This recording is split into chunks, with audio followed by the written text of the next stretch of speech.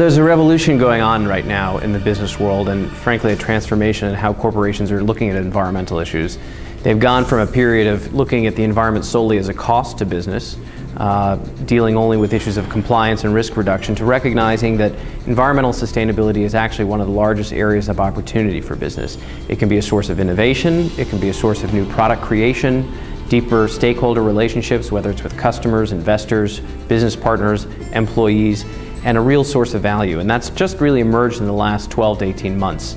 As companies begin to transform their enterprises to really accommodate the low carbon economy, climate change, rises in energy prices, and frankly new demands from their stakeholders. So we're seeing a pretty remarkable shift in how the corporate world is thinking about these issues, and those are just a couple of the challenges they face, and the ones that succeed are going to be those that figure out how to transform for the new green economy. Well, there's nothing faddish about what's going on. You know, the media like to hype up a story for a couple of months, and so you'll see it on lots of magazine covers and on television and so on. But we're talking about some of the most basic trends in, frankly, human history. Urbanization, shifts in patterns of use of natural resources, scarcity of natural resources, and how we're changing our atmosphere. So these are very real problems. They'll be with us throughout our lifetimes and into the lifetimes of our children and grandchildren.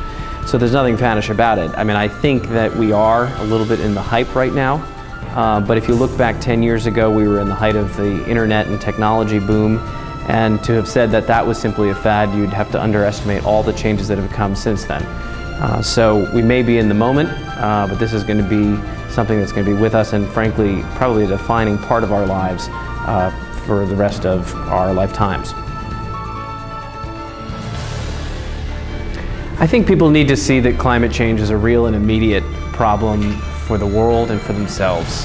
One of the difficulties about this is that it's still such an abstraction. We're talking about changes in the atmosphere, changes in temperature, sea levels, and these things need to be made more concrete. This is happening as a result of weather events that we're all experiencing in our lives, whether it's hurricanes or fires, some of which people are starting to understand are, being magnified by the problem of global climate change. But honestly, I think people need to start to see how it impacts their lives and, frankly, their children and their grandchildren, because, nobody wants to leave a world to later generations that doesn't, frankly, have all of the opportunity that they had in their own lives.